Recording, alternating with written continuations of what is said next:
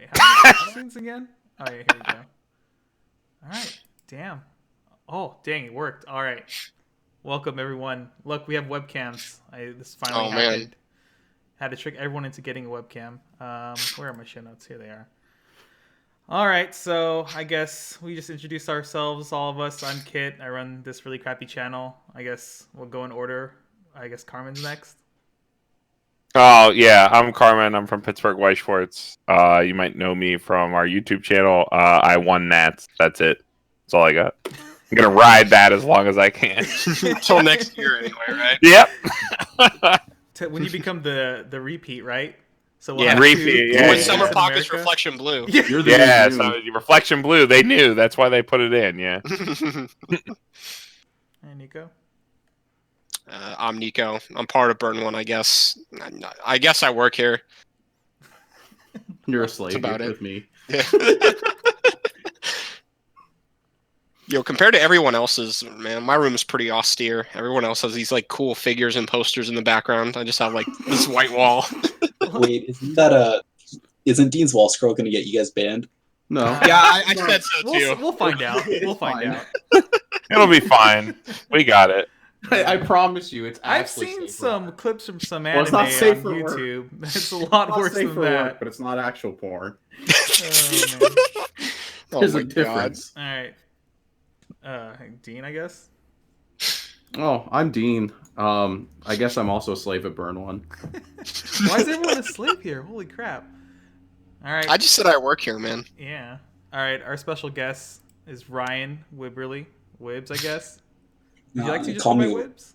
Call me whatever. Ryan, Wibbs, doesn't matter. All right. Yeah. Aww. So he's our first guest ever. Congratulations. We've made it to episode 2 somehow.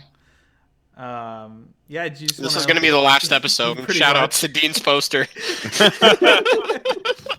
I can change it. I have worse ones. Oh god. Oh my goodness. All right, Ryan. For like everyone that doesn't know you, I feel like most people should know you, but anyone that doesn't, you want to kind of break down a little bit of your accomplishments in Weiss and stuff, and a little bit about your TCG history. So if you guys don't know me, I'm Ryan. I'm currently sponsored by Strictly Broken TCG. Shoutouts, Strictly Broken. Accomplishments. I came 3rd at Worlds. You guys probably know me as the guy that grabbed Aqua off Cherry and disqualified himself in top 4. That is a pro move. Very pro move. Besides that, I won Toronto this year. That's how I got to Worlds. I topped Nats last year with Summer Pockets, but got destroyed in top 8 or top 16. So that I don't know. Does that mean anything? No. Well, you know what deck to bring because Summer Pockets is the play for Nats. Yeah, Summer Pockets was sick. Is broken, dude. Broken. Beats everything. Best deck in the meta. That's about it for my accomplishments. I haven't really done much. Dang. What about you? Was Weiss first TCG? It can't be. No one starts. No. I started card games when I was like 10 years old with Duel Masters. If you guys remember that game. I did not play Duel Masters. Damn. Yeah. I would think it would be like Yu-Gi-Oh or something. It's like it's Magic. It's like Magic. Mm. Yeah, it's do you ever play like Dragon Ball? Actually, not the card game, no. Yeah, the Dragon Ball Super is like very heavily inspired by Duel Masters, so it kind of plays like that, where like characters are lands, and then you have like a limited board space. You do Magic style combat, that kind of stuff. Yeah, and then like it's like every card is a land in that game, right? Or yeah, resource. Every card generates 1 mana. All right. Dang, did you do anything in that game at all, or just casually play? Dude, I was like 10. What? Dude, I saw a video of like a 7-year-old girl. What do you mean you were just like at the the Pokemon? That wasn't the TCG. It was the actual. Yeah, it was Pokemon. Game. It was like the minor. It was the. Like that? It wasn't the TCG though. It was I think the. Oh yeah, you're right. It was VGC. The VGC, yeah. Dang. Yeah, I guess that's it. That's it. That's the show, guys. It's over. That was quick. Damn. All right, so the first topic we have here was actually this is a meme topic because Ryan posted this in Discord. Oh no. Yeah. So I guess we'll how was your? I guess we'll just talk about your worlds and then we'll get into this meme shit. Like, how was? Wait, was this the first time you went to Worlds? I was. This was actually like the first year I took English seriously. Oh, nice. Like every year before that, I've been like mainly a Japanese player, and Nats is a meme. So Yeah. Yeah, it is. Maybe like 5 years ago it was like somewhat serious, and now it's just kind of meme-y for the most part. It's unfortunate that it's kind of developed into that, but it is what it is at this point. Yeah, so that, I mean, you had such a good showing at Worlds with Konosuba, right? And then you came in with the no early play Megaman, right?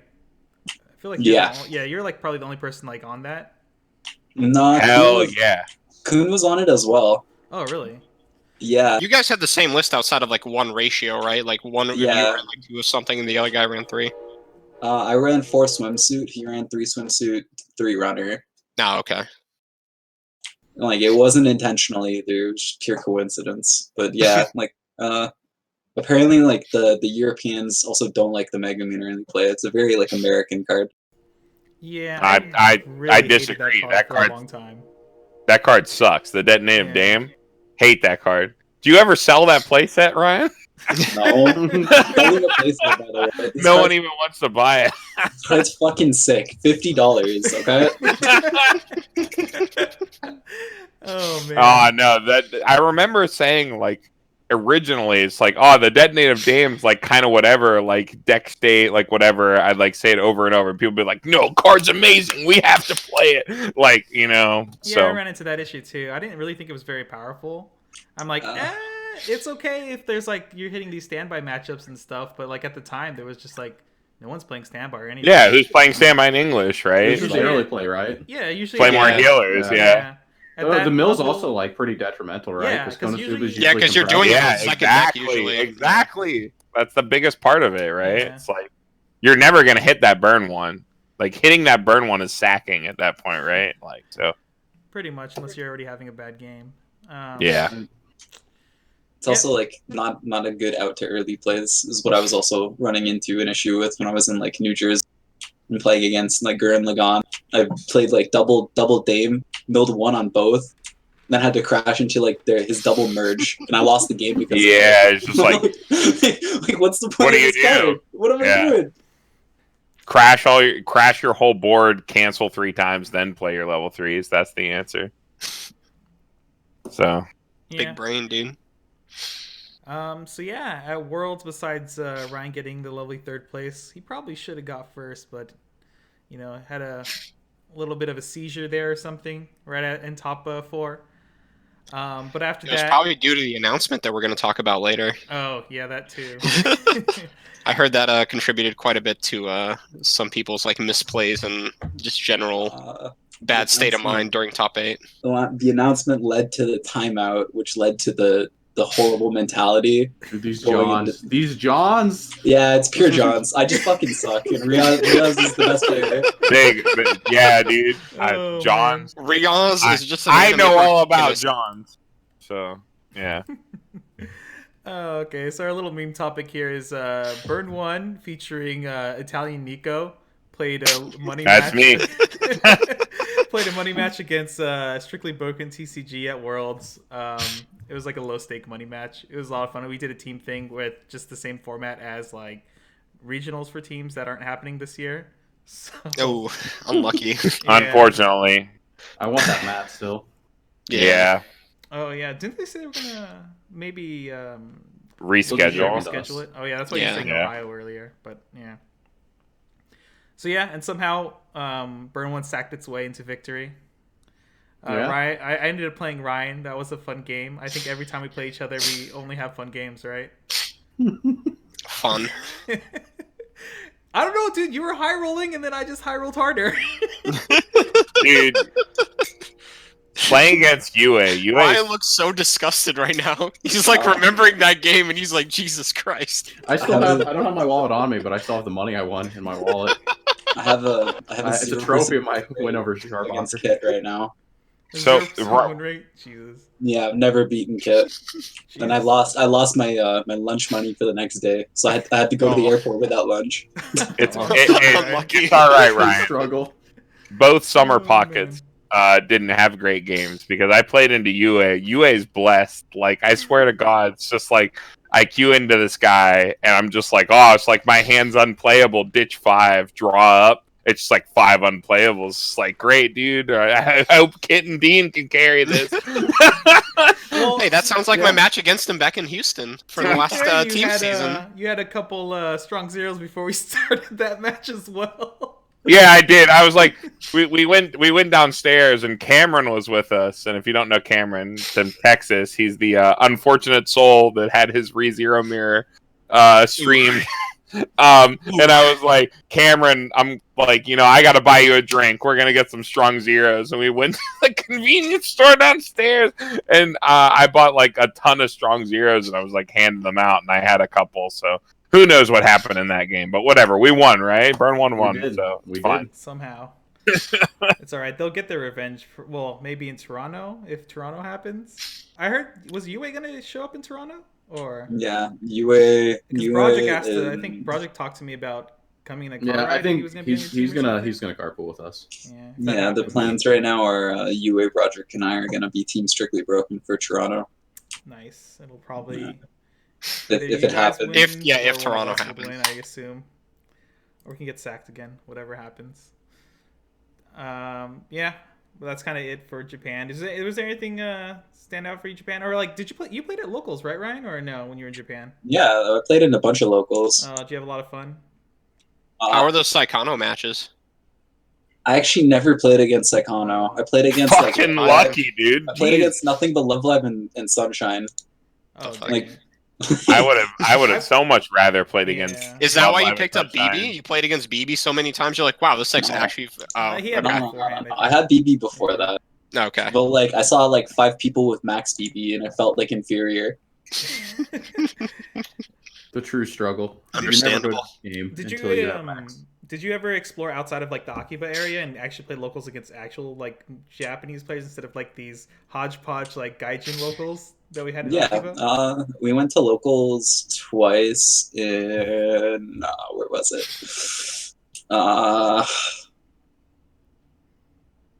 Nakano? No, it wasn't Nakano. It was somewhere else. I can't remember where, but we did play outside of Akiba. Okay, cool. Yeah, because like we were playing there for a while, and then like literally everyone showed up, and it was just like literally us playing like every foreigner, and then Yeah, we Yeah. had that one local. We had that one locals where it was like 20 people and 14 were foreign. Oh yeah. Oh, was that the one at Was that the one at Or- Kaiken? Yeah. Kaiken? The one at what is it? Kita Senju. That was the best local I went to.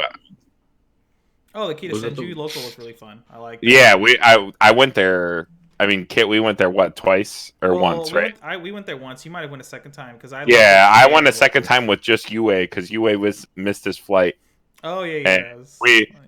He was like, "Are there any things going on?" And I was like, "I'm going to this local," and we went there together. It was just me and him. So, but yeah, I went there twice. That was the best local I've been to. Actually, was Yeah. the All Kita the players Senju there are one, pretty yeah. good. So Yeah, they were all really good too. So it was fun. yeah, and then that was the locals too, where was it Dean played like 3 Saikano mirror matches or not mirror matches? It just played against 3 Saikanos. Yeah, like, in a row. all I got to play against was Saikano. I'm like, oh, this is really cool. Like Yeah. first round, I'm like, okay, that's whatever. Second round, I'm like, oh no, not again. The third round was me, right? No, the And I was third round, playing sick. I saw you round 4. The Okay. third round was like some kid playing Albuda, and he just like killed me with 2 swings for 5 from like 2-6, and I'm like, yeah, I guess that's how it be. like I'm not playing the game today. Yeah. My good games are like I'm being beat by my opponent's deck, and then then I have a bad game. So Yeah, that was one of Hey. my favorite locals for sure. Just remember, man, Bushi thinks Kimono Friends was a problem, but Saikano's not. Just keep that in mind. Saikano's totally okay, dude. It's gonna get hit. I feel it in my But bones. is Saikano on stream canceling 15 times with one stock and one memory? It was, And one hand as well. oh, wait a minute. What if all this coronavirus makes it so they have no data, so they don't ban anything? Oh no. The real play. They have to keep printing better cards. Saikano gets to live into the actual single season. Oh no, that'd be terrible. All right.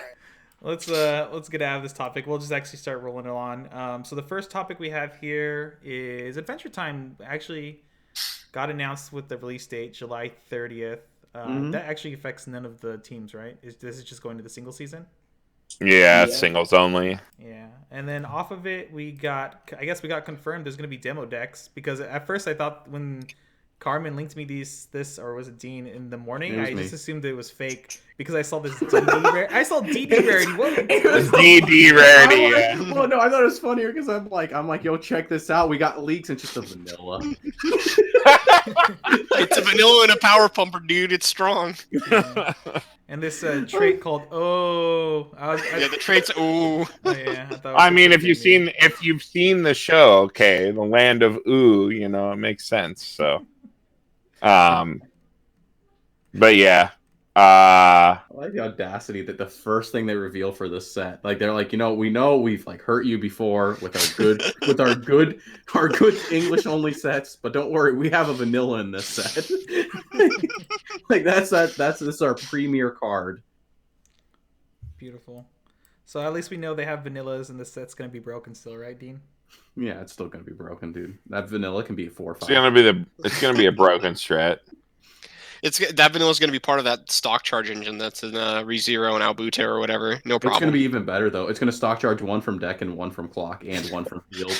And it's gonna attack the back row too, right? It's going to be a stock charging Trishula counter. It like stock charges from all zones. As many zones as you can find the vanilla in. Oh god. Are you able to stock your opponents if you're playing the mirror? Ooh. All right. I don't know. I don't know how. I guess it'd be unfair when you counter your opponent can also stock charge from the same zones. Before we move on, I think it's really interesting that they've put a DD rarity on these cards, denoting that they are demo deck cards. Because of course, no, it was not that. Before. Yeah, the Batman Ninja. Yeah, right? so it's really good that they've sort of delineated between actual cards and the demo deck cards, because I feel like this is going to be a recurring theme. They really like to do these like small events where they hand out these demo decks where they have like cards that have the same name but aren't real cards and all this shit.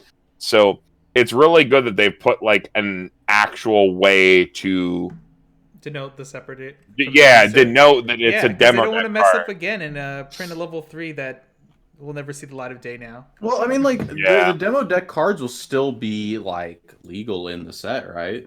I assume so, but I guess we'll see because they changed rarity. It might be a thing where like demo deck can only be played with demo deck cards or something, or my only it problem just is might I wish be in case of they need to ban it for some dumb reason, like Batman Ninja. Well, I would think they would learn their lesson after like the debacle with Batman Ninja, right? I don't know. They've been making. You would hope something like that doesn't happen again. I'm hoping they actually distribute these to shops, because it's like kind of upsetting that like you have to go to like Gen Con or something just to pick them up. Mm-hmm. Yeah, like as a collector, it's like hard to get your hands on, and it's like I don't know. I like to have absolute play sets, including promos. So even if I'm never going to use the cards. Yeah. All right, so we'll get into the actual beef of real topics here. So the first thing, unfortunately, we had to add in this last minute is that Bushiroad USA just canceled Chicago Regional, if you haven't already realized. Yeah. Which is really unfortunate, because that was going to be, 2 weeks from now, basically? And most of our teams are going to come. Were you going to come out, Ryan, or you were skipping that one? No, I was going to skip Chicago, because I'm in the middle of trying to graduate. Being an adult, that's the correct answer. Damn. I had to cancel my Airbnb. I had to get the refund. I have to dole out the refund to all the people who are coming with me. It's like a whole deal. Thankfully, they got me right in the quote unquote full refund period for my booking. So, but yeah, it's like super unfortunate. I at least they gave. I would consider this adequate notice, right? Yeah, 2 weeks is Like that's kind of like it's expected. yeah, and they said they're gonna give 15-day advance, correct? Yeah, Like 15 days in the advance. future. They With said the caveat. minimum 15 days to cancel an event. Yeah, Okay. with the caveat that things may randomly change and it might be shorter notice, but I'm pretty sure they'll be a little bit more responsible, hopefully, and at least give everyone 15-day notice. Yeah, well, the cases just started to spread, right? So it's like, Well, I think it's probably going to pick up a little bit, right? That's my guess anyway. It's probably going to like escalate for another like 3 or 4 weeks before it like gets contained. So I'm actually just going to predict that most of Springfest is going to be shut. Like it's going to be a wash. Yeah, I was gonna say at least in North America. Like I did a little bit of research before we went live here. The cases in Toronto are probably some of the spookiest ever. Like I don't want to get too topical, but they were like, Ryan, it's gonna be okay, man. Our COVID-19 confirmed case has been riding public transit for the previous week before it was confirmed. And I was just like, well, I guess Toronto's completely off the table for us. pretty much. Which is really unfortunate because Toronto is the closest to Pittsburgh for us. So we were really, really upset about that. They don't have good players. I don't know. That's Ryan just has nothing to say. He's just like, damn. He's not wrong. Nah, dude. At singles, dude, Ryan just like Brian made top 8, and I'm just like, Brian and Ryan top 8. It's like, that's great. They don't even get to play in finals. They get to play in round 1. It was great. Oh man. So on the side note though, they did say that dates and locations for replacement events will be announced at a later date. So hopefully, like, we'll get like new team events before singles. It'd be pretty meme if like they waited until singles because of like stuff going on before they're able to do it. And teams. Day 1 is teams, Day 2 is singles or something. Oh my ridiculous. god! That'd be so terrible. Please no. Please no. That would be a struggle. Yeah. Next thing they added here was actually due to the little debacle in Worlds, right?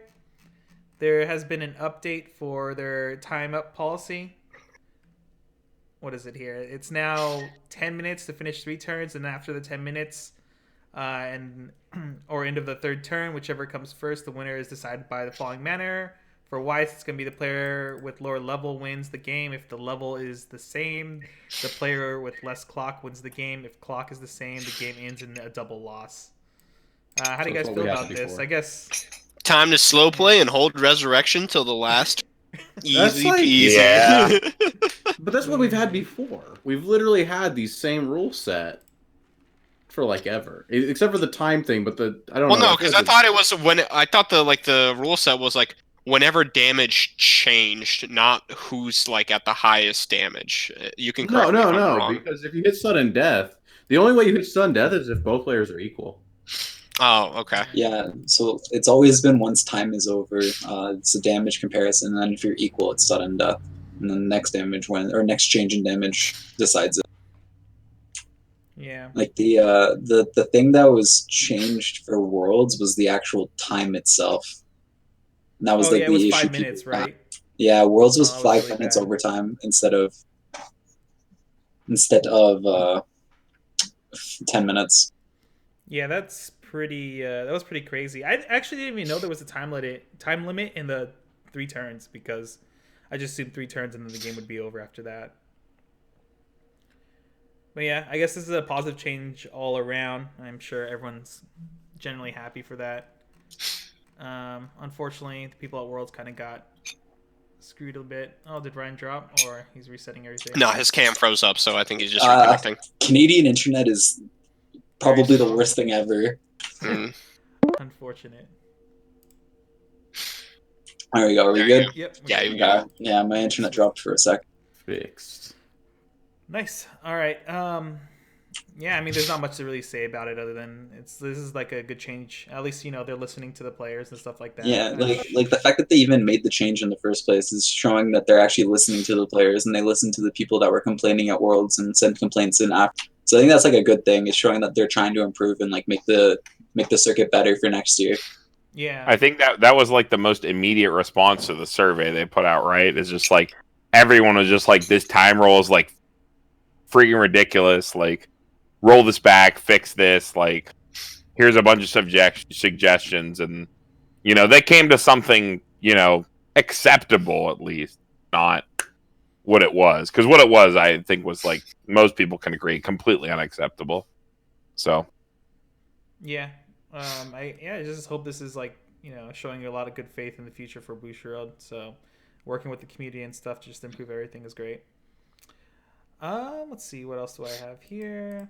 All right, so after that, I figured I hit Ryan with this topic we've just discussed before in some of our videos. Oh boy. Yeah, I mean, I feel like this has kind of been run to the ground, but I figured I'd get Ryan's thoughts on it.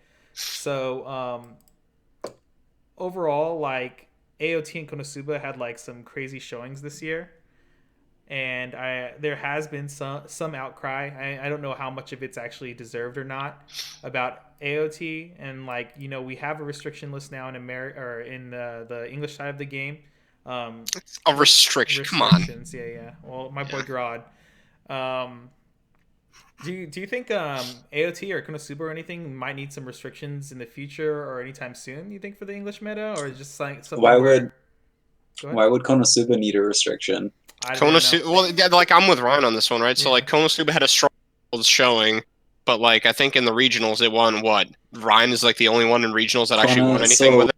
If I can recall the stats off the top of my head, Konosuba had 8 or 9 top 8s, and then it dropped to like 4 or 5 top 4s, and I was the only one that actually won with Konosuba. Yeah. So like it didn't actually do that well over the season. It did very average. Yeah. I think is like how you can describe it. Yeah, for sure. But I don't think like overall, I don't think Konosuba really needs to be hit or anything. I think the biggest thing like I hear is that like people get upset the way they lose to Konosuba just because of the way its top end plays. It always just cool. it always feels bad. What a fun top end to play against. Yeah. But even with that, I personally don't really think it needs to be hit anytime soon right now. But the one thing that people talk about a lot, like ever since for like literally the last 4 years, basically, is that AOT just feels like really oppressive for no reason. What are your thoughts on that?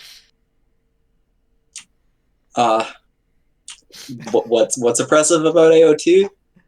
It's like I think you can just say Riaz is a god, and we can. Yeah. Besides that, Riaz is a god when it comes to the sacking with AOT. Like if you look at the stats and you see how well like AOT converted to top 8, or sorry, how well it did in top 8 and top 4, and like how many like obviously it's the strongest deck, but like if the argument is that the deck's oppressive, what's oppressive about the deck? Well, personally, I think when we discussed this, I think we kind of came to the conclusion that the utility of AOT at like all levels is basically really, really powerful, and that's the part of the deck that makes it obnoxious. It's just how consistent everything is. I honestly think it's just hexproof, right? Yeah, like, I think pushes it over. Yeah, hexproof is the big thing. Like, and their matchup spreads in English. That's the other thing, is the matchup spreads. I'm very out of the loop on this discussion. Like, so what's the utility that's really good at every level for AOT? So, move gear plus Ricky is like, what, you're playing like 12 copies of the card? Connection interrupted. Oh, no. Oh, did it drop? Oh, is Dean dead? Dean's lagging a little bit. Okay. Go ahead, Dean. You're saying? I'm back. Oh, yeah, I was going to say, like, as far as utility, I mean, like, you play basically 12 errands. So you always have access to Aaron. I mean, that's, like, not really unique. But I feel like Aaron is like just crippling for the like you have to play a deck that can't lose to AOT or you like instantly lose, right? Because like if you see AOT and you're playing like an on reverse combo, like some decks just like instantly, which is like how many strength of the deck. I think that's fine. how many tournament viable decks actually instantly lose to AOT? See, that's the problem. The only tournament viable decks are decks that can handle AOT. Do you not see like the meta would be a little more diverse if we were to so what AOT isn't as consistent? So if AOT is like this gatekeeper that like defines what sets are viable or what decks are viable, then like what are the actual decks that are being kicked out of the meta because of AOT? I think the big one, I think the big one that they're throwing out is Excel World. Like that's true, but at the same time, that's like one deck. So, no, I don't think Excel World. I just think like Manami-esque like effects. Things like Gurren. Like I feel like Gurren would be like decent like B tier if it didn't need reverses in every build, which then automatically puts it like C tier. I feel like you would have more B tier decks like if you were to just like remove AOT from the equation. And there's also just like the top end is like hexproof is just a mechanic that was a mistake. Like the fact that they can do like the armament changer and then like give their entire board hexproof. That's pretty disgusting, right? Hexproof. I'm just saying. Hexproof is crazy, but I'm trying to like wrap my head around it because like. Well, I mean, like ban lists are made to shift metas. Throughout all of last season, a lot of people were dropping AOT. Like a lot of people were saying that AOT wasn't actually that good anymore, and like the rep kind of showed it. Like AOT wasn't a very highly rep. It just performed very well by the people who were running it. I think it's because the matchups became like maybe slightly more difficult to navigate. Sorry to interrupt you, but like for example with Clinton. While we were driving down to Atlanta, he's just like, nah, dude, I still think AOT is like number one. So I think it's some players may have just like not been able to navigate some of the newer matchups that we may have had. I don't know which ones precisely, but like I still would think it's just the deck is super solid. I don't think it's ban worthy. If it got hit, we'd need to like a tap, not like some of these crazy bans that people are suggesting, but it's like it's fine.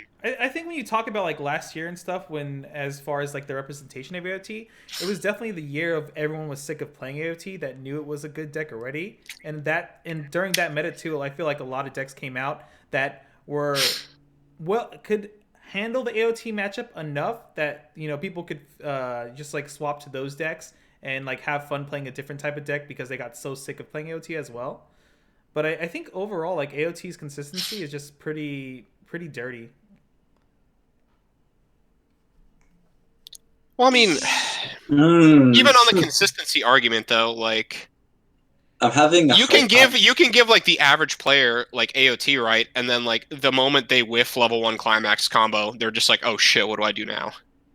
Yeah, but usually when we're talking about this, we're never really talking about just the average player, right? Like we're talking about the good players. Like I don't know, AOT is an extremely consistent deck. I've never thought that it's like that big of a problem because like I don't know, I've dealt with like broken, quote unquote broken stuff across every single game I've ever played. You just deal with it, right? Like you find the answer.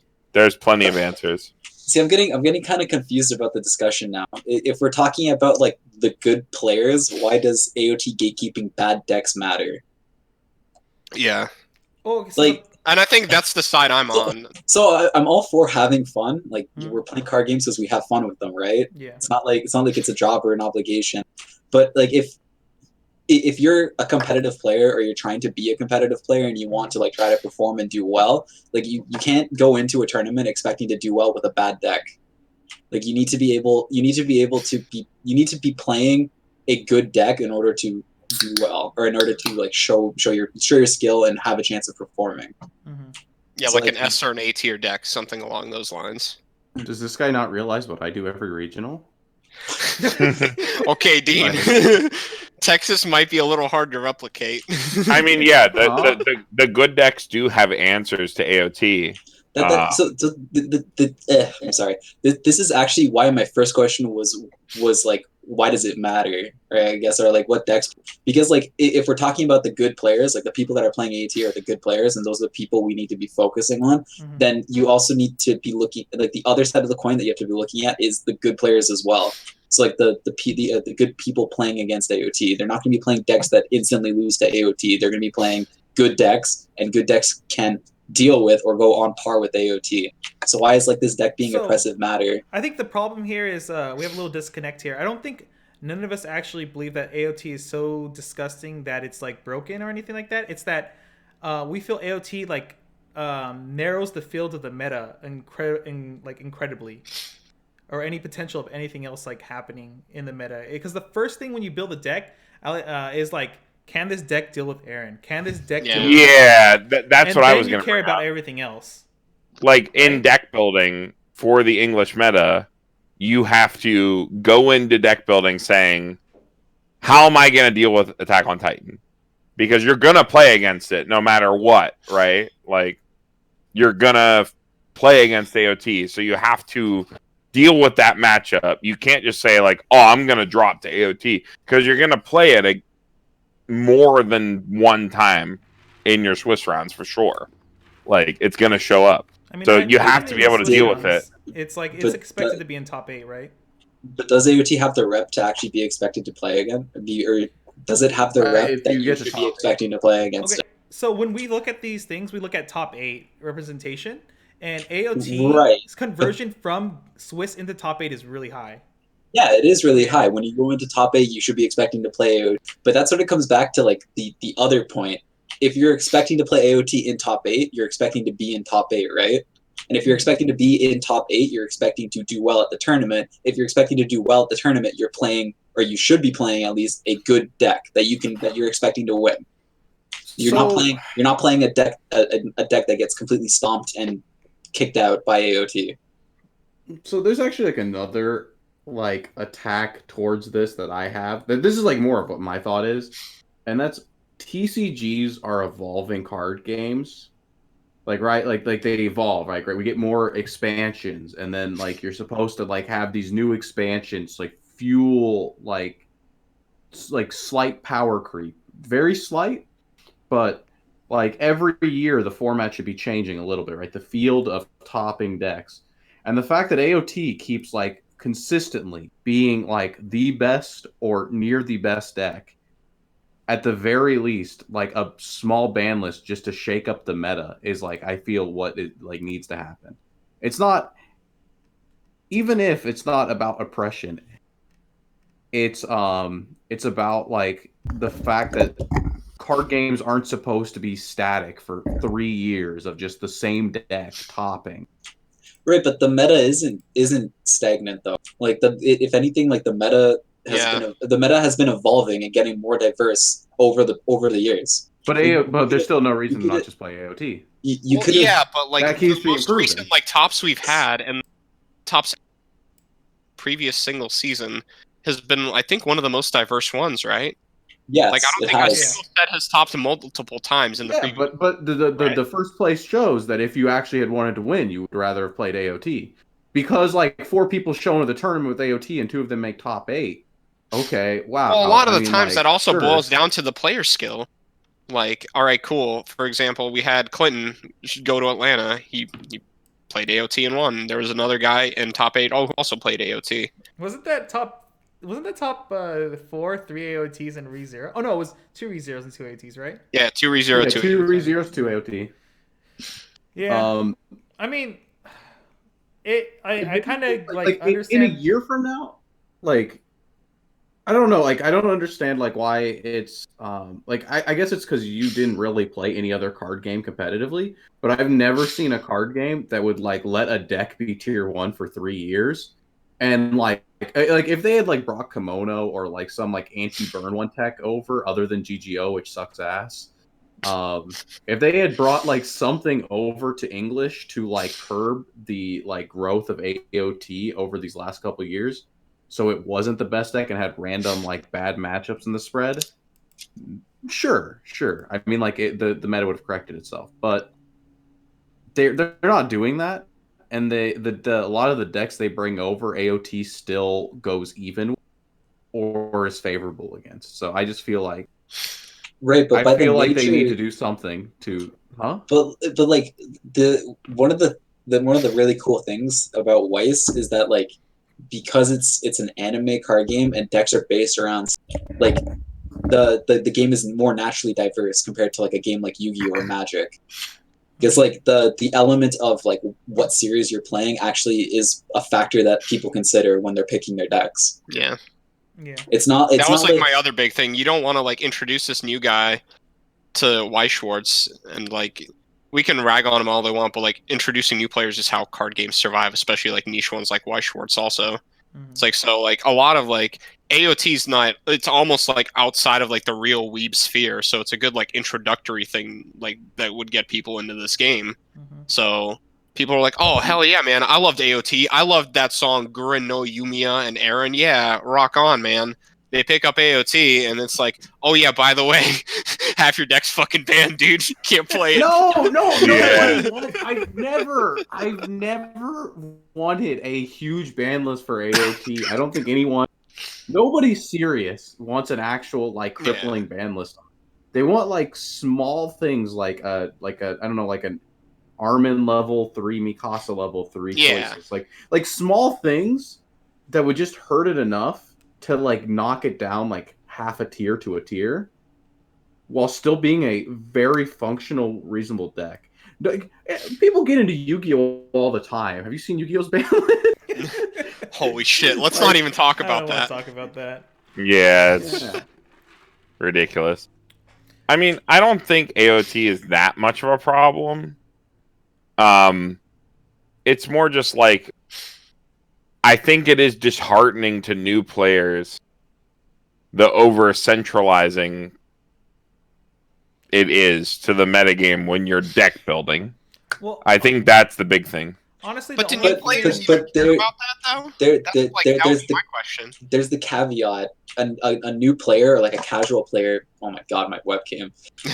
A new player or like a casual player isn't going to be thinking about metagaming when they're deck building. Like metagaming is something that, like, especially in Weiss, metagaming is something that the top players do. It's a huge part of being a really, really good player in this game. I think the only thing I guess I'm biased, like bringing competitive players into this game, because there's already like so many crazy barriers to entry in this game. If you're not already like a anime lover, if you're not a TCG play person, and then you got to get over the fact that this game, if you're not super like invested in it, it just feels like RNG like bullshit all the time. One of the things, like, as a competitive player, when like I jump from formats from like Magic and stuff and other card games, is that if I go and look at like the top placing decks and I'm like, AOT won the last three of the last 4 worlds, and it seems to keep winning all these regionals. Like, I don't want to, as a competitive player, I don't want to go into a game where like it's really stale, where like this best deck always wins everything type of deal. That would be like my only argument. I don't really think AOT is even going to be like a thing in the next. I don't know why we're talking about this at this point. I don't think AOT is going to be as powerful as it is this year as it was the last few years. Yeah, for sure. All the releases coming out. And well, obviously, dude, the new threat's going to be Adventure Time. You're right. Adventure Time's going to dominate the meta. 100% Adventure Absolutely. Time. Yeah. But the Bacon Pancakes climax at level 1 is going to grab double move gear, which will let you search a card, but you don't have to drop a card either from your deck. So it's going to be. This was sort of brought up in the comments, and I'm not sure if this was addressed. My mic went dead for a bit, but like the difference between like top 8, top 4, top 2, like is very marginal. So I mean, like, you know, Ryan's saying it's just like, why do you care? Like, sort of like you have to, you know, you have to be able to answer the stuff. Why would you bring a bad deck and stuff? And I mean, like, if you look at the overall representation, yeah, high conversion rate, but look at the sort of greater play space and sort of the top 8 represented sets. Mm-hmm. And you look at all that and you're saying it's just like, oh, it's just like AOT might have had sort of the higher like conversion rate, but also among the top 8 sets, you're looking and you're saying it's just like, okay, maybe the people piloting that deck were the better player, right? Because you're looking at these top 8 sets and it's just like, all right, all these sets in top 8 are sets that are able to better player each other. And even if AOT is skewed one way or the other, you're looking at sort of that play space, and it's just like, okay, maybe we need to look at the individual players more and stuff like that. People aren't bringing bad decks to tournaments. So I just wanted to highlight that before we moved on, I guess. But yeah, I think at this point we're kind of going around in circles here. I think Ryan brought up a lot of good points about like the argument for even like talking about AOT being too powerful or anything like that. And like I said, I think within like the next 6 months, maybe this year or whatever, I don't think AOT is going to be such a dominating presence as it was the last like 3 years or so. They finally started printing like, proper sets. Yeah, they stopped bringing over shit like Haruhi and all that. So yeah, I think the meta slowly going to correct itself from that state anyway. Yeah. I just don't want Konosuba to get more support because it really doesn't need it. Please no Sneaker Bunko. Let's not even talk about Konosuba. Please no Sneaker Bunko. Please no movie set. Come on, man. Just give me the 1-0 Union as a PR. That's all I want. That power pump. The power pump. Why do you need that card? Why do you need to have a 2500 power pump? Let me back up to 7.5 and be okay, please. Please. Just for locals. You can have your 2.5 at regionals. Only for locals. No. Not a lot of people are talking about this, but with like Fujimi coming out, I'm actually really scared of playing Konosuba into the coming meta. Yeah, so that's why I want the power pump. Yeah, that's true. Yeah, level 1 is becoming a very fun meta. Yeah, level 1 is becoming extremely scary. I think, like I said, AOT is probably going to phase out for the most part. Yeah, especially if decks are getting better at level 1 to the point where like Aaron either doesn't matter or doesn't do anything. Yeah. Like, if you want to beat AOT, just play Fujimi. Yeah. And then you beat every AOT player. Yay, congrats. Good deck. Oh, man. All right. I guess, what do you guys think is going to be some of the top decks to play for teams, if there is even a team season at this point? Shoot, man. No, that's so depressing. Yeah. Are we just like looking at like the same stuff again, like Konosuba, AOT, and then like Fate, or? I mean, Goblin Slayer should also be Goblin Slayer. Yeah, 100%. I was gonna top with CCS, but given the fact that Chicago has passed, how does I'm sorry, I'm just reading the comments. How does Slime stomp AOT? I'm guessing it has to do with their level 2 board, maybe. Maybe. No, see, the players you play the 2-1 climax combo that just keep sending their climaxes to memory. That must be it. I don't know. I don't think Slime stomps AOT. Slime, as far as I'm aware, completely loses board at 1 because Shizu's like, what, 4K on defense or something? And then it just goes to memory when it dies. I mean, but like, I feel like the big way you beat AOT is like by board presence at 2, not board presence at 1. I feel like it's very hard to wall out Aaron, like outside of like any like sack deck. Like maybe something like Overlord could, but I don't know if it's that hard, but I mean, I think Persona 5 can wall out Aaron if they have counters. I think they usually have to surrender because of that brainstorm, but like usually they're fine everywhere else. Yeah, but like I don't know. I just feel like it's a lot of pieces you have to have by level 1. Like sometimes it's the second turn of the game, right? Yeah. Second or third turn of the game. It can be a little difficult, yeah. Yeah. To like have like counters plus board. Yeah. So what do you think, Ryan? What top decks are you think is gonna be around for teams? Like I guess Fujimi is one of them. You think? Well, Fujimi comes out like late into the team season, right? Yeah, Fujimi comes out in March. No, March is JoJo's. JoJo, yeah. March is JoJo, yeah. JoJo's is coming out to English. Yeah. Yeah. You didn't know that? In like 2 weeks. What? What do you mean? Yeah. When did JoJo's get a set? Yeah. Well, Golden Wind, dude. Not like, Has the fucking worst trial deck ever. That's for sure. I'm joking. I'm not serious. It's just JoJo's is completely garbage. So yeah, I'm gonna win with JoJo. Just you wait. I'm getting my world invite with it. Spoiler: I didn't make it to Worlds the next year. Oh man. But I mean, I guess like decks that are going to be later in the season, if they do reschedule these events, they become more viable, right? Like what, Fujimi? Yeah. Even Adventure Time randomly, because it's supposed to come out in July. If they start pushing it later. See, I don't know if Fujimi is actually going to be very. I don't know if it's going to do very well in trios, because I don't think a lot of people think Fujimi is actually a very good deck. I don't think a lot of people will buy Fujimi. I disagree with that though, because like I think a lot of like casual weebs who might be looking to enter the card game are going to buy Fujimi because they're going to see like the random ass. It might be the fucking boomers. They're going to see the random assets from like 2011 and 2012. It's like, oh, Seto Kainoichi's on. I remember that show. It is Data Live. It's DXD and Data Live. Those are anime the ones. fans have like a memory span of like not even one season back. Like you're right. It's literally only boomers. You cannot mention an anime that came out a year ago to most people. But like the people that are gonna be buying Fujimi like for that reason aren't gonna be playing the 8 standby deck. They're gonna be playing like the deck for the series they Mono like. Data Live or something. Like it's like if they like Data Live, they're gonna be playing the what's her name again? Kurumi? Origami? Yeah. Oh, Kurumi, yeah. Yeah, they're gonna be playing like the Kurumi 32, and that card's completely garbage. So who cares? Well, but it's got 2 different effects, dude. How can it be garbage? It's so versatile. Triple Icy Tail in English isn't that bad. She does dupe herself, but I mean, like, yeah, it's not great, but All right. They aren't going to be playing 8 standby. You're right. Yeah, let's move this along. I guess another thing we hear, if you guys haven't seen, Bushiroad released a survey, and as like some of you should know, the last survey they released, like a lot of the sets on that survey got released in English. So I have here a list of like potential candidates for English releases later in the year. So we have Kantai 5th Fleet Love Life 6th Anniversary, which I would be really fucking hyped for.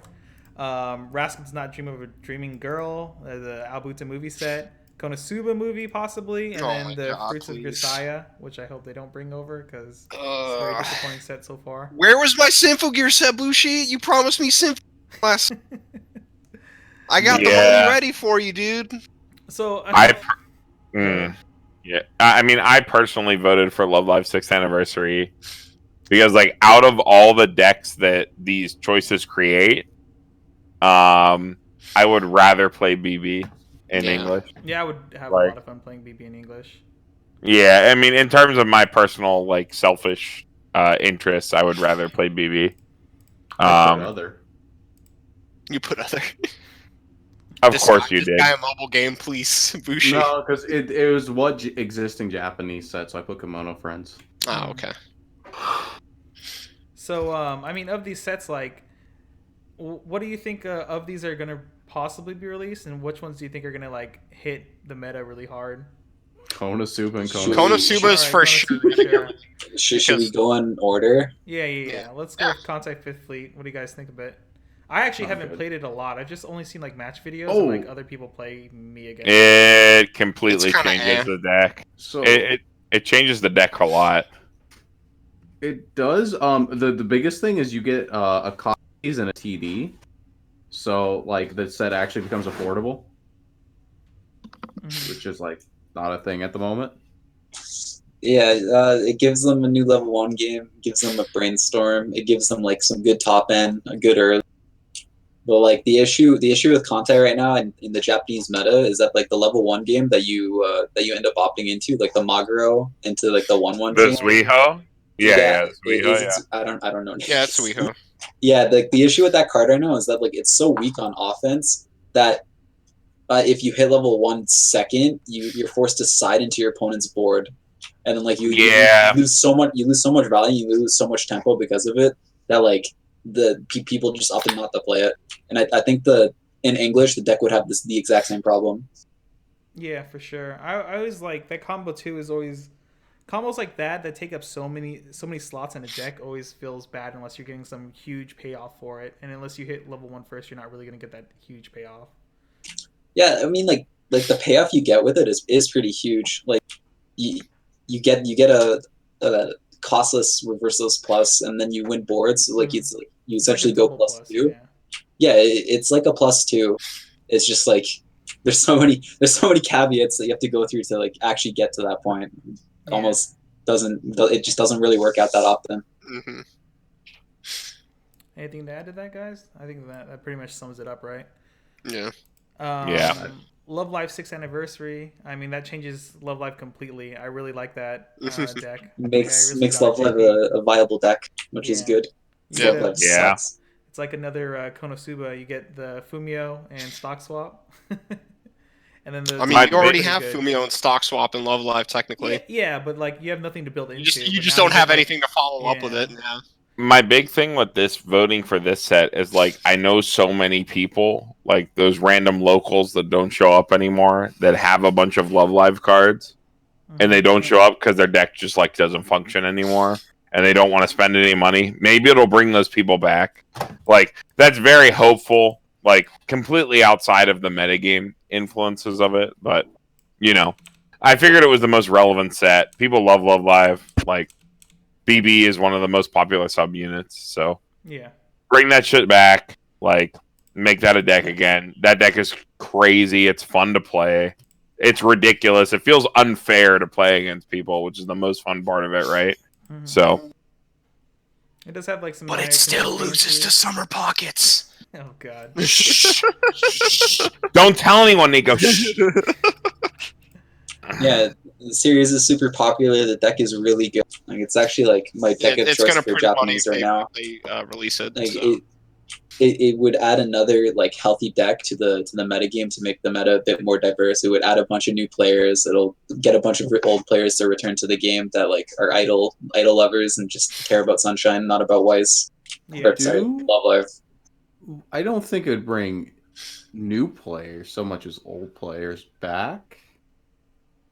Well, they're probably, but like there would still be like people that are Love Live fans or like just idle fans in general that hear the news that like Love Live is now in a card game and then like take interest in that. It already is in a card game. It's like Sunshine is tier 1.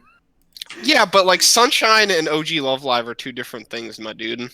Yeah, I think it would bring some people back that were only cared about OG Love Live and stuff like that. And then I think it's just a good deck to like have in the meta. It'd be really nice, and I'd like to play it in English if possible. Next set is Rascal Does Not Dream of Dreaming Girl, so Abuda movie set. I mean, this still hasn't completely released in JP, but overall it kind of looks like it has a lot of cool, solid stuff. Does it? I was looking at the spoilers, and just absolutely nothing is like really stuck out for me so far. The anti-runner, but I haven't really been like paying attention to it too much, just because I don't really have interest in buying it. But like nothing has like popped out at me as like, wow, this is super good. On like the first fucking cards they reveal for Konosuba.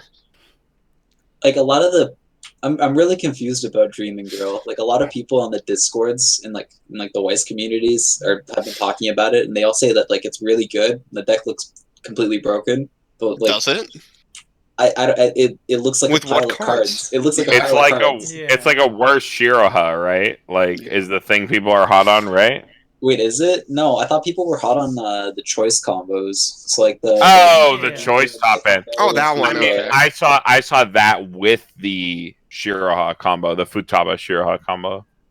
So that's what I thought was being thrown around, but you know, I might be wrong. I saw the cards and I was like, I don't even care. Like, whatever. Release whatever you want for that set. I still won't care. Yeah, like it's hard to judge because like the set's not out. We don't have results, and then like the original Bunny Girl, everyone thought that deck sucked, and then it suddenly became the best deck in Japan for a really long time. Yeah, it was so, it was like maybe like 2 months until like people like adjusted, but yeah, it was like randomly really, really strong for quite a while. Yeah, so like it's really hard to like cast judgment on it just yet, but like initial reactions to the set are yeah. We'll have to see how it goes. Yeah. Next set was Konosuba movie. I almost feel like that's for sure going to be in English. It is. Fuck yeah, I agree with Carmen. I'm No, yeah, Ryan's like, No, yeah, fuck you, more dude. Konosuba Fuck support. you. Dude, okay. Fuck Konosuba. Fuck Fumio and Stock Troll. Fuck all of it. Fuck all of it. I'm so sick of it. All like, right. Tell I'm us how you hella really biased. feel, my dude. I'm fucking hella biased because like Pittsburgh is like the fucking Konosuba hellscape. There was a point where out of our fucking like 14-person locals, 10 people were playing Konosuba and the other 4 were playing AOT. Like, and that was our locals for like 4 straight months. Dude, So like, sounds like a fun and competitive locals, my dude. I have PTSD when it comes to Konosuba. Just like, fuck that deck. I'm so sick of playing against it. It's just like the worst thing in English. I hate playing against the deck. All right, Carmen. And that's like a personal opinion. We get it. You love Konosuba. We got it. I love it. I love it. I love it. So Konosuba is just like another set that there's not much spoiled yet. They revealed a level 3 and some like zeros and some utility cards that all look really strong. It'd be interesting to see if that new combo just takes over the deck completely. It kind of looks like it might. I feel like it's too early to completely cast judgment yet. But I mean, I think for the top end, you're probably playing it because they gave you a good early play to play, so that's probably going to eat up your play slot. Yeah, that was the part I was most excited about was how good the early play was. The Union. The Union's crazy. Yeah, I mean, it's like it's got the good early play profile, and then on top of that, it's also got hand on. So it just like unless you're bottom decking it, stock trolling it, or clocking it, like it's just doesn't have to die if you don't want it to. Yeah.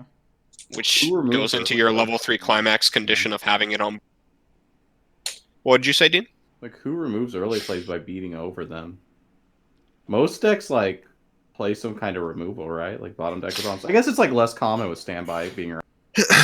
No, yeah. Decks usually either fight it with their own early plays or if they have like a on reverse thing, but a lot of them don't send it to a different zone. So yeah, some decks the whole are just reason like Review Starlight, like the reason I play the standby version is because that I think that standby combo is really busted because it has a hand on core.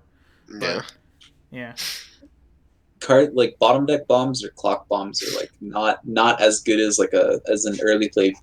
Like when you giving up board presence at 2 is like even though like you hard remove an early play, it's typically never worth it. So if your set has like a beater or like a way to like power over 3s, like most people prefer to play those. So having an early play with hand on core sort of counters the counter to early plays. But doesn't the crashing board into the early play also counter the early play that the like top of the early play feeds into? Yeah, but you're giving your opponent the like is this term even relevant in Weiss? You're giving your opponent priority if you just crash into their like even if you if you don't threaten to remove them, you're just like letting your opponent play the game for free. Yeah, it's one of those things too. Like you say like you're gonna crash into the board and play around their combo or whatever, but then you end up giving them more opportunities to stick damage. Like we always like make the meme of like, oh, they're gonna swing in for 3 or 4, and you're gonna cancel. You have to cancel, but like the reality you don't cancel is, sometimes. You cancel sometimes, and sometimes you just randomly eat 10. Like it's still like a risk that you're taking by crashing board. Basically, it's kind of like the same reason of like removing it through like a bottom deck or something. You open up that lane and so forth. But yeah. But I think that's like it, right, for Konosuba movie. Last set that was on the list was Fruits of Grisaya. Most of it's been spoiled at this point. Yeah. It doesn't look amazing right now. It has like it randomly has a JP, really strong like level 1 like game to get to like level 3, but there's nothing at level 3 happening or any. It looks really bad. It looks actually terrible. I don't know. It looks really trolly. I don't want to pay 3 plus 2 soul on demand is pretty neat though. You gotta admit that. Yeah, that's a pretty good meme. I don't know. I kind of like that the level 1 game can just kind of go into whatever it wants, but there's just nothing at level 3 or even 2 to like do crap. So I guess we'll see when the set comes out. But yeah, it seems super silly, right? Like yeah. so. I mean, hopefully, people come up with something interesting. Literally. Yeah. So I mean, to be fair, didn't Bunny Girl also kind of fall into this trap initially? I think people just evaluate things very poorly because I feel like when some of like the cards dropped, we were already discussing like this shit's really strong. It just we weren't sure how we're gonna get to that point in the game, and then the standby thing happened and all that. Well, aren't players usually just like trapped into thinking you need some crazy ass top end in order to be good? Yeah. It's like when Million Live drop, and it's like, oh, Kodaha, this card burns 1 3 times, it's unstoppable. Literally, and then everybody is like the fucking event is the actual top end a lot of the time in live now. Yeah, I think a lot of like community figureheads sort of like tout that the top end is the most important part of a deck, and like deck's values are based on the top end. And like I don't necessarily think that's like a right way to evaluate it. It's like an easy way to evaluate a deck, but like top end isn't everything. So. Yeah, for sure. Yeah, I think it's like the same argument basically, where like a lot of people think you need an incredibly high ceiling for a deck to be good, where like a lot of times I'm willing to give up that high ceiling for super consistency and stuff like that. Yeah. I mean, some decks are built like the ceiling's so high it's like going to be good, but This was actually like the issue with the slime when the set came, and like how everyone thought that deck kind of sucked because your top end is burn 2 on attack and that's it. And like no one really like looked at like how efficient the mid game was, how stock efficient your 3s were. Oh yeah. Everyone sort of like wrote off the deck. Deck's sick, by the way. Good deck. Buy it. Strictly broken. I mean, a good time to move into kind of our last topic here. Slime coming out in English, announced June 26th. I guess it might hit for teams, might not, depending on the stuff. One thing that was noted was that in the case topper mats, they changed the wording to stitched now instead of what it was before. It was like rubber mats or something. So I guess we might be getting some new styled mats or something. Kind of like if anyone played Force of Will, I think all of those came with like stitched mats where on the sides it was like sewed in or something. That'll be kind of cool. It was like lightly stitched up, so it didn't fray as easy. I'm imagining the mats will be bigger, like the size of like the Shioko mat, or like maybe like a top. That's true. That could happen because it's 1 per case, so I think that's good. Yeah, I think that's like better for like the average consumer because like some people still might throw them in with play sets, like if you ask for them, or it might be like $10 extra. But like currently, if you like a show like and you got like a case, you got 4 of these like really shitty mats. Yeah. Where like you'll never use them, even if you like the show, because they're like like half the size of a normal play mat. Yeah. And nobody wants them, right? Like, you can't even get rid of them. Yeah, you have to throw them at people. Like you can't. You can sell them in Japan. I've sold them in Japan for like $30 a piece. Yeah, good deal. The Bangarine ones. Yeah. But for the most part, like these case toppers were pretty garbage promo items. Like it was kind of cool. Like it's a good idea to have them, but I feel like it wasn't something that people really wanted. But by making it stitched, and I'm gonna guess it's probably gonna be like nice and big. It would be like the actual size of a real playmat. It's gonna be like a really cool value-added thing for people. So I support the thing. It's like people who buy cases or like buy play sets will probably be able to pick one up for a decently cheap price and have a cool playmat for the series they like. Yeah, that'd be cool. Yeah. So I mean, just to move this along, because it's getting kind of late, because we're normally not on this long. So I guess like Ryan, I think everyone knows like you max varied slime and stuff. So like, what is your experience with slime and stuff, and what do you think about it coming into English besides like shilling for SPTCG? Wow, that's bullying. That's actually bullying. What, man? Do you think this? I guess it's well known. Yeah, worth going into for like singles maybe, or how do you feel about it?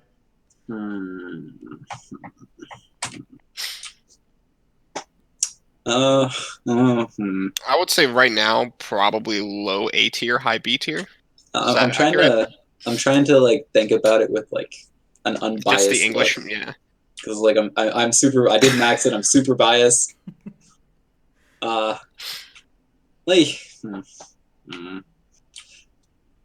The deck, it's a good deck. It's a good deck. You have a really good mid game. You have good early plays. Your top end is extremely efficient. You heal extremely efficient. level 1 is uninteractive. That's also a pretty good Your plus level 1 too. is uninteractive, and then you also have like guaranteed outs to standby that can like almost instantly win certain standby matchups with the stand Rimuru. It's just like I know I was just memeing about this, but because like your top end is so lackluster, I think the deck is actually going to falter in English. Really? Yeah, like a lot of decks that do really well are decks that are either have like a super volatile top end or have good tools to sustain volatile top ends. So like ReZero, it doesn't have a good top end, but you have like tap counter. You have really good early plays. You have a free fresh that help you sustain throughout the game. Goblin Slayer also doesn't really have a good top end, but you have Resurrection, the heal 5 event, which wins games and sustains you. So like I think you're trying like basically it's kind of like the same problem GGO kind of had. Like it as a deck is really good, but like it just kind of it doesn't do anything. Yeah, it doesn't do enough of anything. It's just really efficient at early playing and just constantly just playing out level 3s and stuff. Yeah, that's actually like a really apt comparison. It's like GGO but better, but it still has like that issue where like sort of falters out and doesn't do enough to close a game.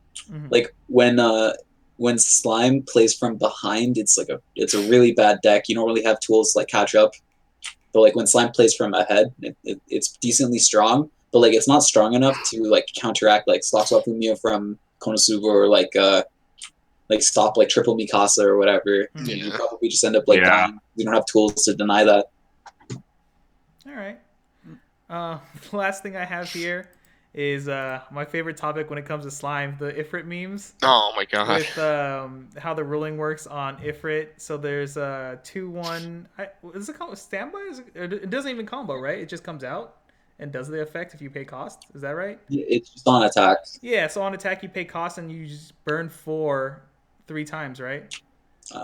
That's correct. Yeah. So the thing about the cost is it's take a card from your clock and put it into level. Is that right? I already forget already. Yeah. And so the thing about it is, even though you do that, say you're at level 3, you can go to level 4, but there's no check timing to see if you've actually lost the game until the effect has completely resolved. So you can do 4 3 times and then it checks. But if both of you are level 4 at that point, you basically technically both lose. But before anyone gets any smart ideas, there is stuff in the rules for tournament play that prevent that from happening in top 8. So you can't double loss in top 8 at regionals. Damn. Yeah, that was my game plan for this year. I was just gonna see how many times there won't be any regionals anyway because of coronavirus, so it's okay. Yeah. Oh man. Plans foiled by real life. Unfortunate. Yeah, but I think like the Ifrit memes or whatever is like pretty funny to look at. I'm wondering if it's even like worth like teching as a 1-of or something. Do you, like have you ever like messed around with it, Ryan? Yeah, a little bit. If you want to make slime a good deck, you don't have deck spots, so you don't have like room to tech in Ifrit and meme people. That's like the thing is that's like the shittiest thing to do, because now your opponent, like, you actually hurt your opponent's tiebreakers. Like, you hurt your own tiebreakers more by double lossing than you do by just losing. Yeah. Because now you lost to a guy who also lost in the same round. So if you want to meme on people, just play Ifrit and double loss. Oh no! Yeah. Oh no! Canadian internet has died out. Canadian internet got Ifrit, dude, along with Wibberley. All right. Well, I mean, this is kind of like the closeout here. Normally we have a lot of questions, but I don't know if Ryan doesn't come back in a second. These were kind of directed at him. Maybe I'll record something with him later with some of these questions. I think he should be back. Yeah, he's back. Hey, love you're Canadian. Back. Okay. But let's see. Yep, you in? All right. Yeah, I'm gonna finish what I was saying. If you wanna fuck people over in Swiss, play Ifrit and just destroy people and make everyone bubble top 8. Especially in Toronto, if you're playing against me in Swiss and you're playing slime and you don't Ifrit me, I'm gonna be really upset. Always Ifrit. Okay. I want to try to wrap this up because it's getting kind of late now. We'll just move on to questions here. I'm going to take these 2 questions from the Discord, and then maybe we'll take a couple from chat. We won't get all of them this time, and then we'll close it out here. So these are like these questions here from Discord. There's just a couple of them. One is are side decks starting to become more needed? I don't know what they mean about this. Side decks, like oh boy, I see my opponent's playing AOT, like MTG or something. But I think the game's just not like built to have side decks, right? It's truly not. No. Most like very few sets would actually like benefit from like only like Sal. Well, like says they have like 20 boosters. Sal and Bang Dream, like all those sets would just like get like an unfair advantage when it comes to side decking, just because they have so many different options to choose from. So is like the idea of a side deck like you just change your deck and like as soon as you hit top 8. You play like some like neg soul wall into top 8, and then you go, okay, time to play the most disgusting top end I have. Yeah, right. No, honestly, yeah, that's the thing that stands out most to me. Side decks as like a concept in card games were made for games with like a vast, expansive card pool, and it was like a way to answer huge card pools. Like Weiss, when we play standard Weiss, we don't have a huge card pool, so we don't like need the different options in order to counter certain decks, like a game like Magic does, where you have such polarizing matchups and like such a huge card pool that you need all the different options available. We also are best of 1, so you know. Yeah, side decking only works if you're best of 3. Yeah. Like best of 1 side deck literally. No, you side deck in between matches. That's maybe that's what they're combos every other round, easy. Oh man. Our second question here, Wibbs, who do you think is the strongest player from SBTCG? Ooh, I know who the strongest player is. Is that even a fair question? If you don't say UA, you get fired. Okay. It's obviously not me. It's not Yabi either, because Yabi's a meme. So it's either Broderick or Kuhn. All right, I'm gonna go with Broderick. Broderick's pretty powerful. Broderick's pretty strong. Broderick is pretty good. Oh man. Yeah, so Broderick's the strongest SBTCG player.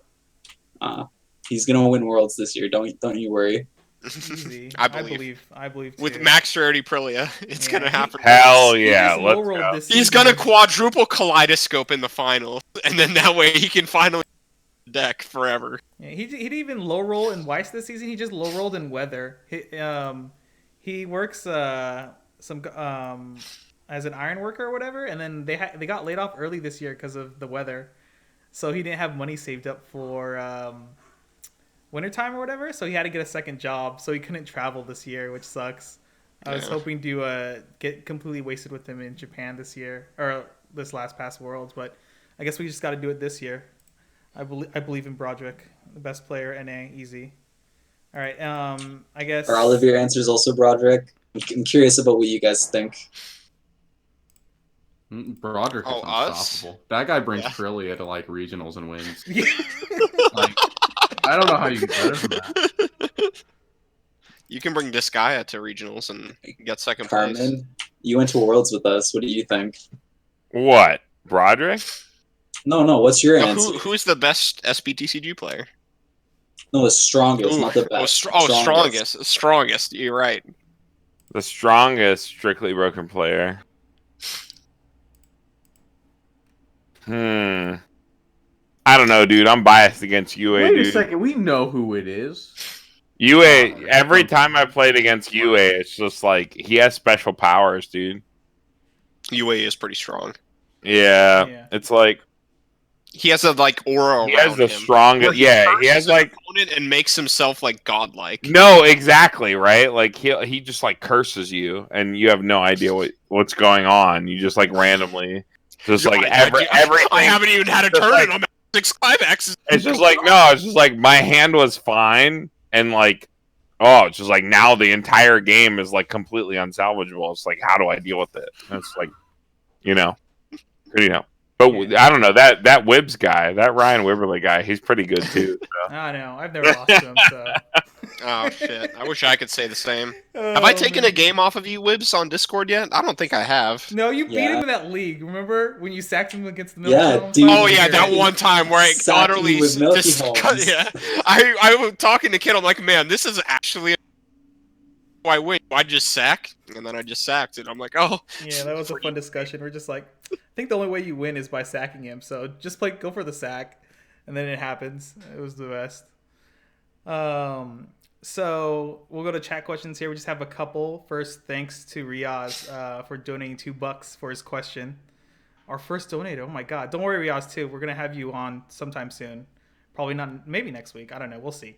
So what is your honest opinion on Sal Alicization or whatever it's called? I have no opinion because I've actually only played against it once, and like it was at locals, and I don't even remember what happened other than like there was a mistranslation, and so like. Oh yeah, I remember that. Yeah. I was like, how does this card have this profile? It's ridiculous. Have you guys played it or anyone else or what? No, I don't. It's been It running seems around. okay. I think it's Like- serviceable. It's playable. Our locals, like, since it came out, so it's like this past week, so 3 locals worth. It's been running around. It's been doing all right. I honestly think that the deck is actually fine. Yeah. Like, especially in the English meta, I think it has more of a chance to shine. Then just- Shout outs to the Declaration of Independence. Hell I want to see, dude. Here's my headcanon. I want to see Stamp with the Nick Cage face, gold climaxes, like show up. We already, so the Pittsburgh scene. We already thought about buying it out and stamping them ourselves and like selling them in like play sets for $5. It would make $2 a play set. We already thought about it. Yeah, I mean, It's pretty good. I think the deck is super underrated. Alicization is like totally fine, especially in the trios meta. Like if we get trios tournaments, unfortunately, that's something we have to talk about. But Yeah. it's actually totally fine. I'm a big believer in the deck. I hope people look into it. I really like the Super Krista, the Ricky, in terms of like a mid game consistency. Mhm. It's like pretty strong. So I'm a believer in it, but All right. you What know. about you, Ryan? The level 3 game is really good. That Kirito combo is kind of insane when you look at it in like a vacuum. But the rest of the deck is pretty mediocre. Yeah. Your level- That's your- mostly what I've heard as well. Your level 0 game, besides like the Alice Ricky, is really bad. Actually, it's really bad. And like you don't get a lot of your effects because a lot of your effects are tied to like experience 4, so you don't even get them for 0. So you have like a bunch of cards that kind of only do half of what they're supposed to do. It makes like your 0 game a little underwhelming.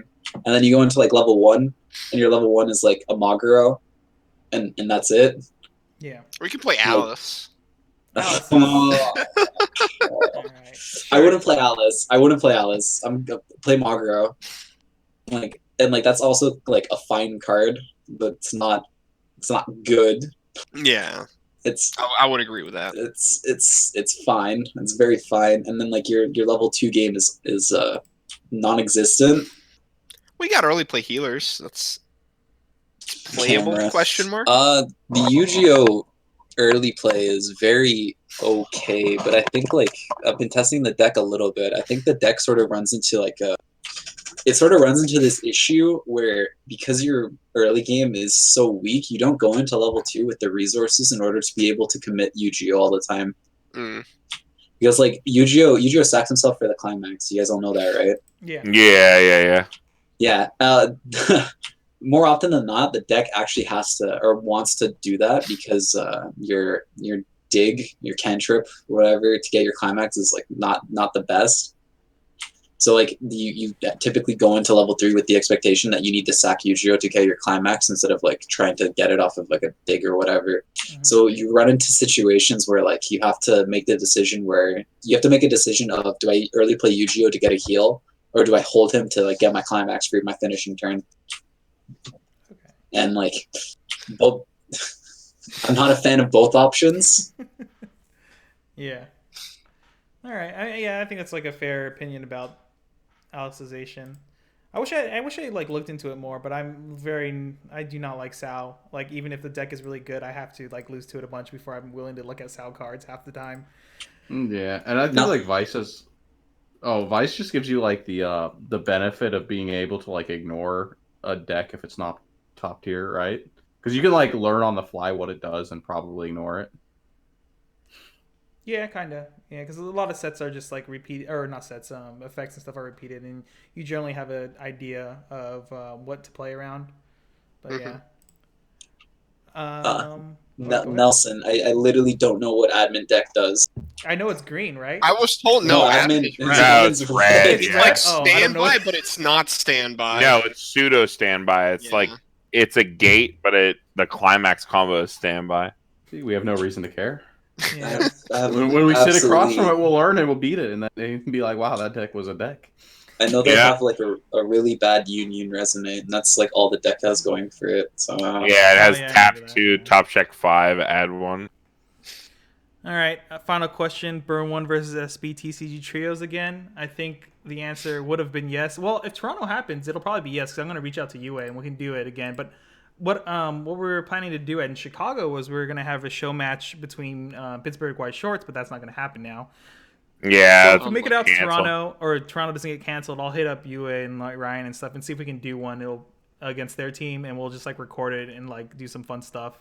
I think that'd be a lot of fun. Yeah. I'm sure they'll be up for it too, and then or we can live stream or whatever the hell we're doing. You guys should just come up even if Toronto's canceled. Come on. That is such a long drive just to chill. Yeah, dude. That's really Come fun. on. Hey, it's not that long here. for us, Ryan. We'll come up. It's not that long for us, so we'll figure something out. Okay. So yeah, that's gonna wrap up the show, guys. We'll do some last shout outs. I'm gonna save you for last, Ryan, so you can do your big spiel about SBT Siege and how amazing it is.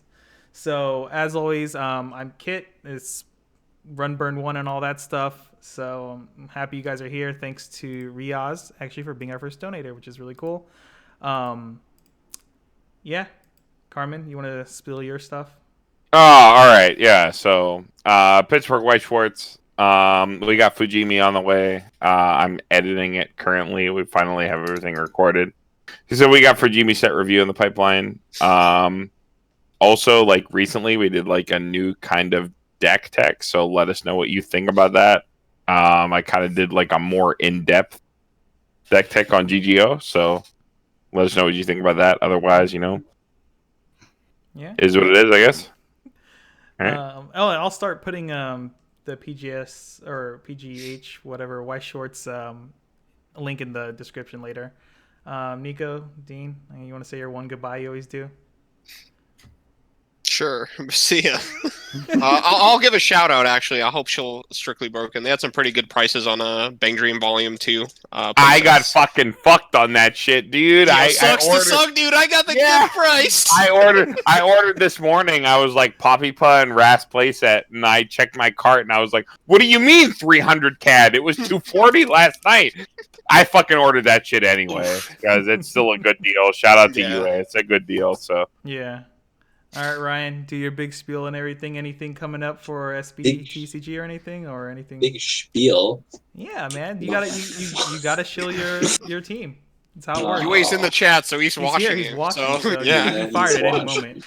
$10, by the way. I have no idea what he's talking about.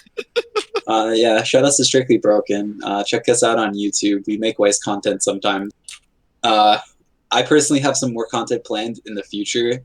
Like especially for Slime, I'm planning on doing like a sort of like a deck profile, like I did with Konosuba, like go into details about Slime going into English meta. But I'm busy with school, so after school I'll get onto Weiss content.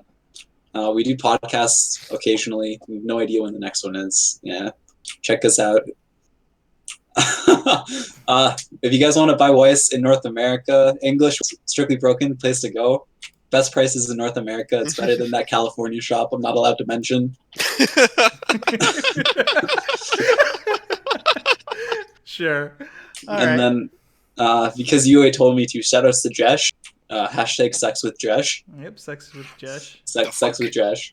All right. I guess that's it. Ryan, thanks for joining us. It's been a pleasure. I know it's been a bit of a night. Hopefully you had fun too, and I hope everyone else that was watching or sees this later enjoys this cast. So yeah, it was good. Yeah, we'll be seeing you all next time. I don't think we have a special guest lined up, but wait. Are we all good for next week? Like normal time, 8 p.m. EST? Yeah. Yeah? Okay. In that case, then, we'll see you all later.